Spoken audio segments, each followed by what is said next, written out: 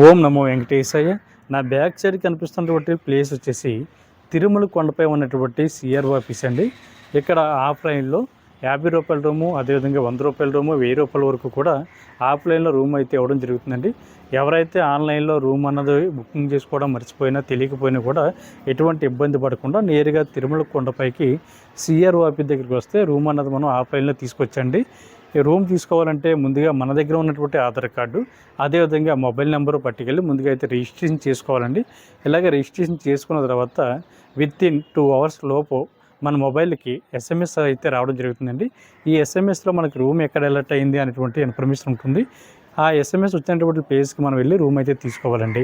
అదేవిధంగా ఇక్కడ నా బ్యాక్ సైడ్ కనిపిస్తున్నటువంటి లైన్ వచ్చేసి మనకి సిఆర్ఓ ఆఫీస్ దగ్గర ఉన్నటువంటి లైన్ అండి. ఇది సిఆర్ఓ ఆఫీస్ అన్నది ఉదయం 6 గంటల నుండి రాత్రి 10 గంటల వరకు కూడా ఓపెన్ అయి ఉంటుందండి. మనకి రూమ్ దొరకాలంటే బెస్ట్ టైమింగ్ వచ్చేసి ఉదయం 6 గంటల నుండి 10 గంటల లోపు అయితే ఈజీగా రూమ్ అయితే దొరుకుతుందండి. శ్రీవారి భక్తులు కూడా చాలా తక్కువ మంది ఉంటారు, లైన్ కూడా చాలా తక్కువగా ఉంటుందండి. నా బ్యాక్ సైడ్ కనిపిస్తున్నటువంటి ప్లేస్ అంతా కూడా సిఆర్ఓ ఆఫీస్ అండి.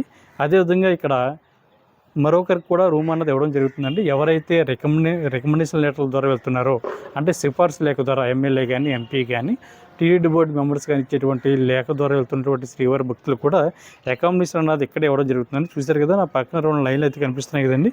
ఒకటి సాధారణంగా వెళ్తున్నటువంటి భక్తులు, 2 విఐపి కోటాలో వెళ్తున్నటువంటి భక్తులు కూడా రూమ్ అన్నది ఇక్కడే ఇవ్వడం జరుగుతుంది.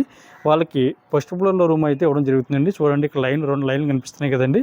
అదేవిధంగా పెళ్లి కానీ అబ్బాయికి కానీ అమ్మాయికి కానీ జంటగా వెళ్తే వీళ్ళకి రూమ్ అన్నది ఇవ్వరండి.